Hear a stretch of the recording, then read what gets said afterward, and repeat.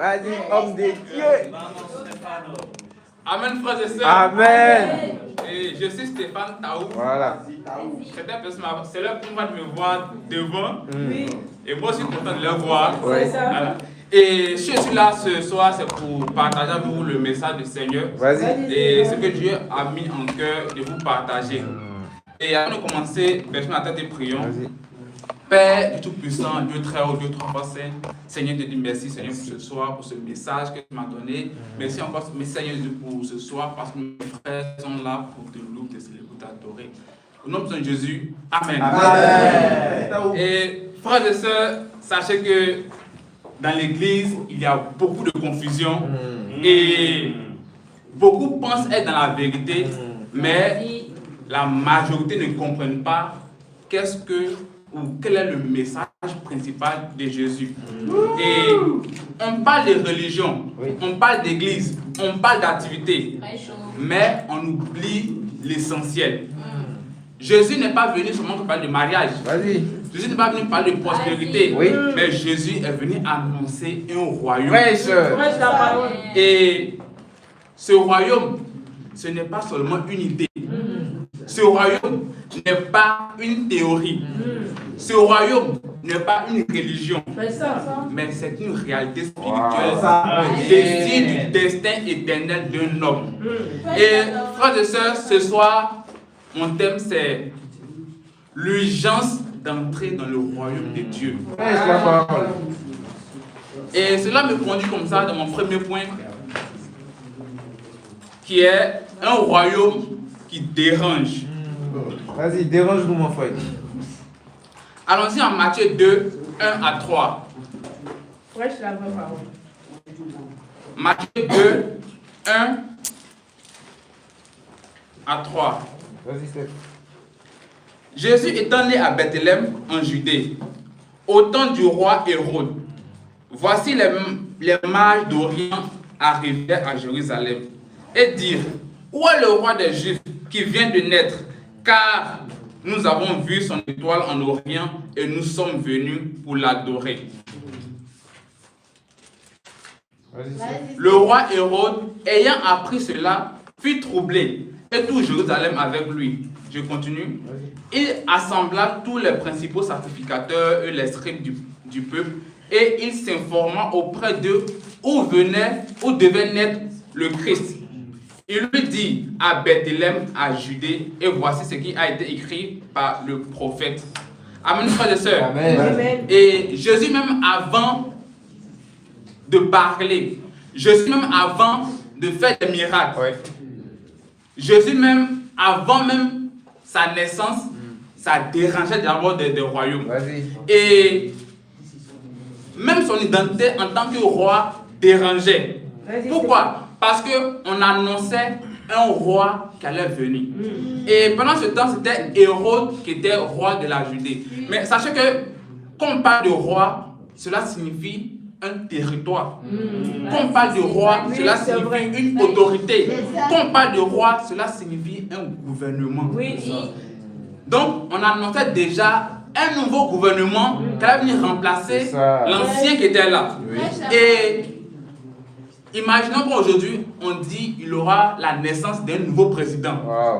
Or, sachant qu'il y a déjà un président qui est là. Donc, quelle sera l'intention du premier président qui est là, ou du président actuel? Et le gouvernement actuel va réagir immédiatement. Mais c'est ce qu'a fait Hérode lorsqu'il a appris qu'un nouveau roi allait naître. Et là, Hérode n'a pas regardé seulement que la situation avançait. Il a dit: ça, si je ne réagis pas, quelque chose peut se passer. Dans la tête d'Hérode, c'était un coup d'État qui se préparait. Donc, qu'est-ce qu'il faut faire? Déstabiliser tous les enfants qui allaient naître de 0 à 2 ans. Mais c'est un moment, on dit: ah non, le roi et les enfants de 3 mois, on tue tout, on tue tout. Vas-y, Stéphane. Il a tué de 0 à 2 ans. Parce qu'il ne sait pas c'est qui au juste. Si peut-être qu'il a un mois seulement, bon, vu que lui ne sait pas, donc on tue de 0 à 2 ans. Et Hérode n'a pas combattu seulement qu'une religion. Parce que c'était la religion. Il n'a pas de problème à ça. héros n'a pas combattu seulement que un groupe musical, parce que c'est la musique, on entend tout. Héros n'a pas combattu une équipe de football, parce que ça ne change rien dans son gouvernement. Mais Héros a plutôt combattu un royaume. Précise. Pourquoi? Parce que un royaume ne coexiste pas avec un autre royaume. Amen. Et aujourd'hui, si Jésus revient, beaucoup accepteront la religion plutôt que d'accepter le royaume. Pourquoi? Parce que un royaume demande la soumission. Un royaume demande un changement. Un royaume demande l'obéissance. Mais la majorité d'entre nous refuse l'obéissance, refuse la soumission, refuse la soumission. Mais frères et sœurs, moi j'ai un défi de vous ce soir. Et ça sera une question. Pose-toi cette question. Suis dans la religion ou suis dans un royaume? Parce que la religion te fait faire ce que tu as envie de faire. Tu n'as pas de pression, on ne t'oblige pas à faire quelque chose, tu ne fais que réciter seulement que ce qu'on t'a dit de réciter des années sur années. Mais par contre, le royaume te fait obéir. Le royaume te transforme.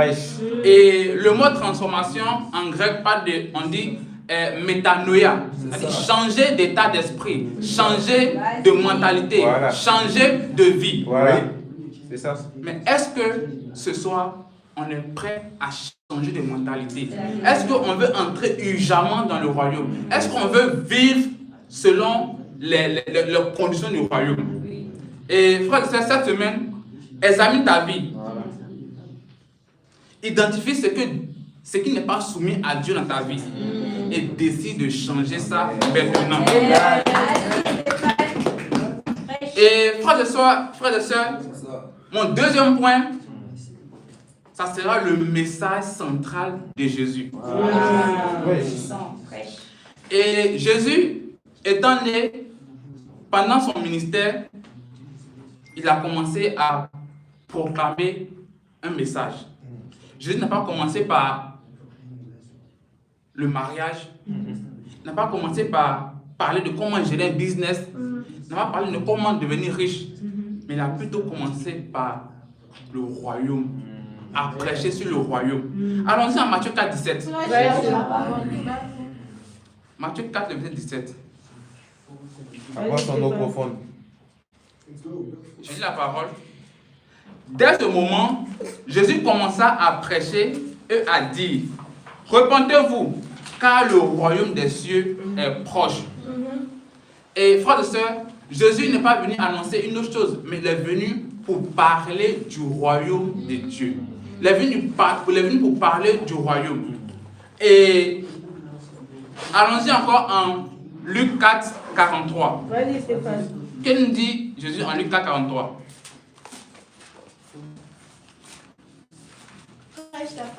Luc 4, 43.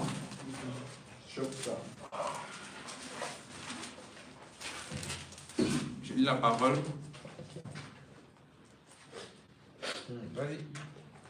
Chauffe ça. Luc 4, 43. Ok. Vas-y. Luc 4, 43, oui. Mais il leur dit, Oui. il faut aussi que Oui. j'annonce aux Oui. autres villes la Oui. bonne nouvelle Oui. du royaume de Dieu, Oui. car c'est pour cela que Oui. j'ai été envoyé. Oui. Amen. Amen. Et Jésus n'a pas changé de message. Depuis son ministère, il ne fait qu'annoncer le royaume. Partout où il allait, il ne fait qu'annoncer seulement que le royaume. C'est ça. Et pourquoi le royaume? Pourquoi pas autre chose? Pourquoi pas l'argent? Pourquoi pas le mariage? Parce que le problème de l'homme n'est pas seulement le péché, mais c'est qu'il est soumis à un mauvais royaume, que le royaume des ténèbres. Jésus est venu nous faire passer du royaume des ténèbres au royaume de la lumière. Et un homme peut être gentil, un homme peut avoir de bons caractères, mais il peut vivre sous une mauvaise autorité. C'est ça. Et ce n'est pas son comportement qui doit changer, mais c'est plutôt, il doit changer d'appartenance. Jésus ne dit pas améliore ta vie. Jésus ne dit pas améliore ton business. Jésus ne dit pas améliore et voilà comment entreprendre. Mais Jésus dit change de royaume. Mais est-ce que ce soir, on veut réellement changer le royaume, passer du royaume des ténèbres au royaume de la lumière? Amen. Alors si c'est le cas, j'ai un défi pour vous. Défie-nous.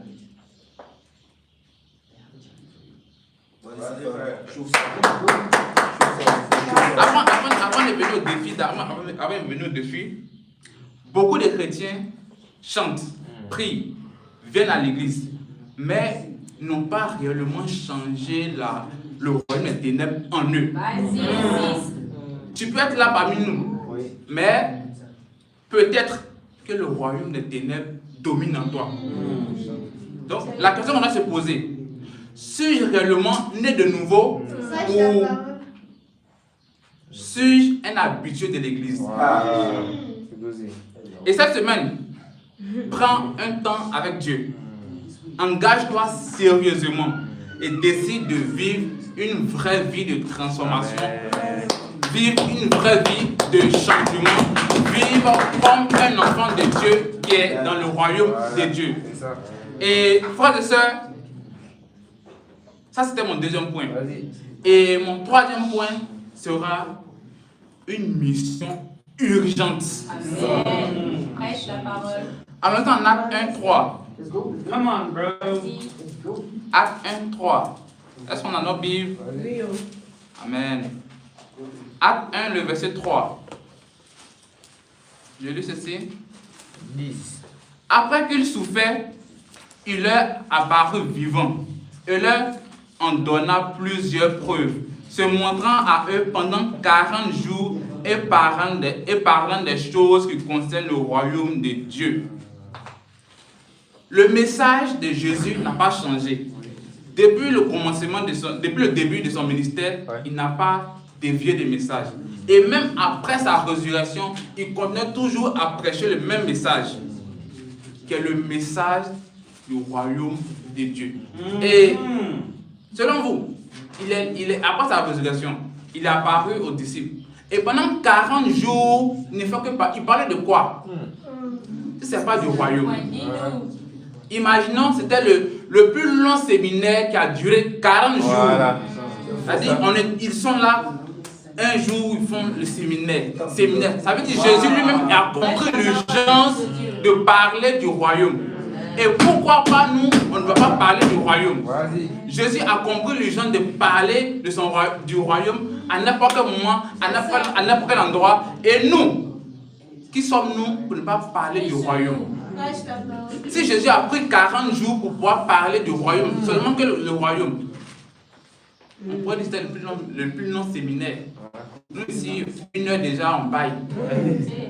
2 heures déjà, on regarde notre téléphone. À peine 3 heures déjà, automatiquement on a TikTok. C'est vraiment dommage. Donc, le royaume de Dieu tient vraiment à cœur selon Jésus. Et allons-y voir qu'est-ce que Matthieu 24, 14 nous dit.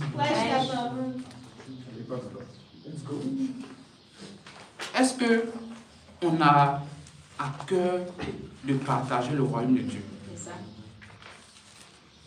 Allons-y Matthieu 24. Vas-y, Steph. Matthieu 24, 14 dit ceci. Cette bonne nouvelle du royaume sera prêchée dans le monde entier pour servir de témoignage à toutes les nations. Alors viendra la fin. Et ce qui veut dire, c'est que le royaume de Dieu doit être prêché à toutes les nations. Et le royaume de Dieu doit être propulsé, on doit partager le royaume de Dieu. Mais est-ce que nous sommes prêts actuellement à pouvoir parler du royaume de Dieu? Est-ce que nous sommes prêts à ouvrir nos bouches pour parler du royaume de Dieu? Parce que si tu fermes ta bouche, tu empêches la libération de ton voisin. Si tu fermes ta bouche, tu empêches que d'autres personnes soient sauvées. Si tu fermes ta bouche, tu empêches que ton voisin, ta voisine soit sauvée par ton biais. Or, Jésus veut que ce message soit partagé dans toutes les nations. C'est ça. Alors, il nous dit maintenant Romains 10, 14. Alors, ce verset, c'était au cours des semaines passées que Nico a partagé ça. Romains 10, 14.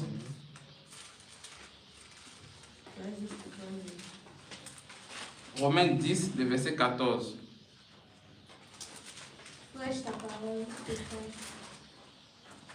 Amen. Amen. Je lis la parole. Comment donc invoqueront-ils celui en qui ils n'ont pas cru? Et comment croiront-ils en celui dont ils n'ont pas entendu parler? Et comment entendront-ils parler s'il n'y a personne qui prêche? C'est ça. Cela veut dire simplement que les gens ne peuvent pas entrer d'eux-mêmes dans le royaume. Les gens ne vont pas dire, ah bon, comme ici, voilà, c'est bien beau, je vais là-bas. Ils vont venir trouver le cadre bien. Mais il faille que quelqu'un parle. Il faille que quelqu'un ouvre la bouche. Il faille que quelqu'un se déplace, paie son transport, va à Sidimaro, va à Oufa, va à Marie pour parler de Jésus. Il faille que quelqu'un se déplace. Ne pensons pas que ton déplacement c'est fictif, mais c'est rien. Parce que quand Jésus disait allez et faites des nations des disciples, il n'a pas dit bon, va, attends qu'il il n'a pas d'embouteillage, mais attends quand la saison passe, mais attends quand le soleil va descendre, il n'a pas donné la saison, il n'a pas donné la période, il n'a pas donné, il dit va, débrouille-toi pour aller. Voilà. Et vu que toi, tu ne peux pas être à la fois partout, tu ne peux pas être à la fois dans toutes les nations, raison pour laquelle la colère spéciale est venue alléger un peu ton déplacement. Et ta colère spéciale, c'est que tu as casé ici, mais tu es en train de contribuer comme cela à l'avancement de l'œuvre de Dieu.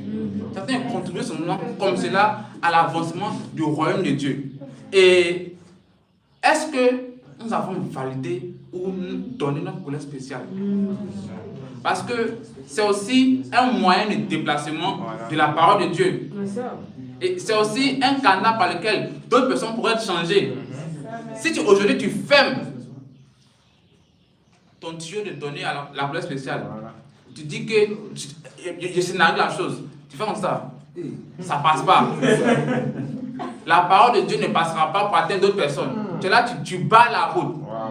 Ouvre ton cœur, donne ta couleur spéciale. Amen. Cela permettra à d'autres personnes. Et d'abord, la couleur spéciale te permettra d'envoyer des missions dans d'autres nations. Le dimanche, on a vu ici, dans plus de 15 cette année, 15 pays, voilà. Et imaginons, est-ce qu'on va placer projecteur vidéo pour dire non, qu'on appelle, non, pas Casa. Ottawa. Regardez la vidéo, si ça vous touche, venez à l'église. Non, il faut quelqu'un se déplacer, il faut des personnes pour se déplacer. Alors, ces missionnaires-là, est-ce qu'ils vont marcher? Ils ne marcheront pas. Est-ce qu'ils vont nager, prendre les... Non. C'est ta contribution, ta couleur spéciale qui permettra à ces missionnaires d'aller parler de Jésus dans d'autres nations. Et aussi une réalité choquante. Dans ces temps-ci, on a pratiquement 0 visiteur à l'église. On a pratiquement 0 étude biblique dans certains pays. À part d'autres personnes qui essaient, qui forcent. Wow. Mais il faut qu'on se revoie nous-mêmes. Parce que tu dis que tu es disciple de Jésus. Oui. Tu dis que oui, tu es prêt à partager la bonne nouvelle. Mais comment se fait-il que tu n'as pas de visiteurs, tu n'as pas d'études bibliques, tu n'as même pas avec qui partager ta foi? Wow. Donc, frères et sœurs, Est-ce que tu es en train de participer à l'avancement du royaume de Dieu ou tu deviens un inhibiteur de la parole de Dieu?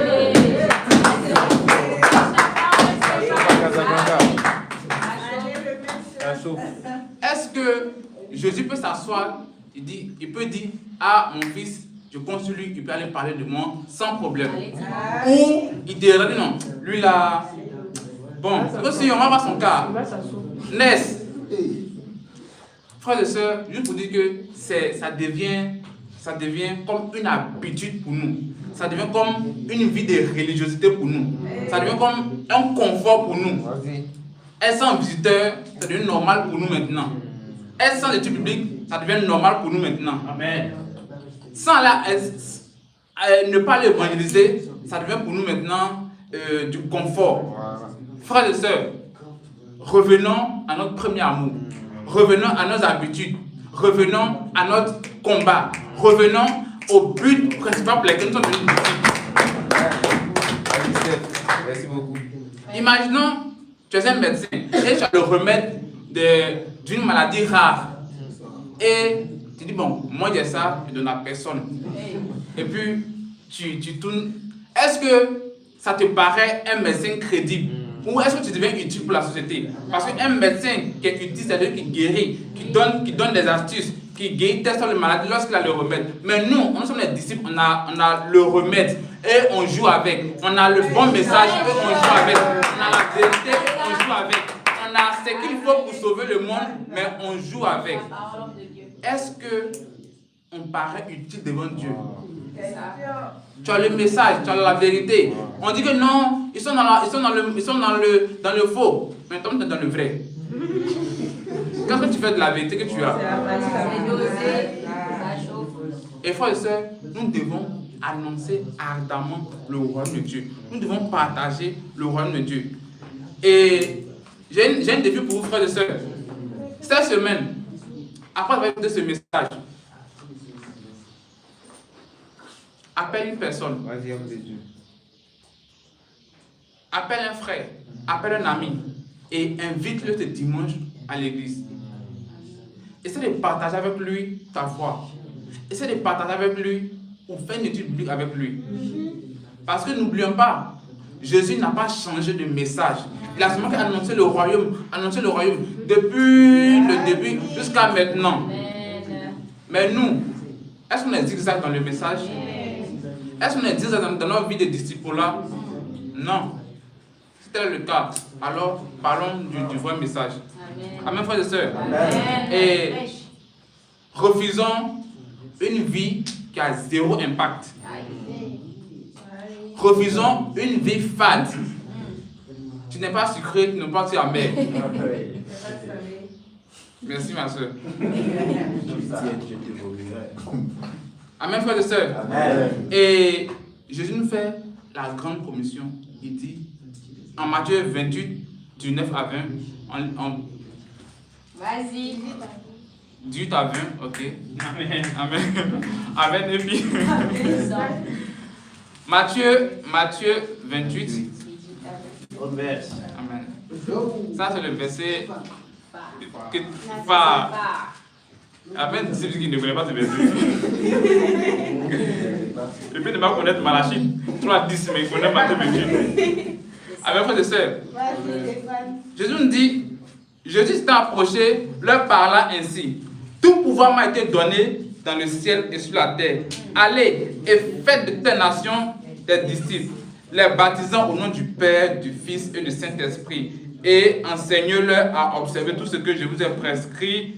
Et voici, je suis avec vous tous les jours jusqu'à la fin du monde. Et frères et sœurs, voici le commandement que Jésus nous donne. Allez. Parce que le royaume est urgent.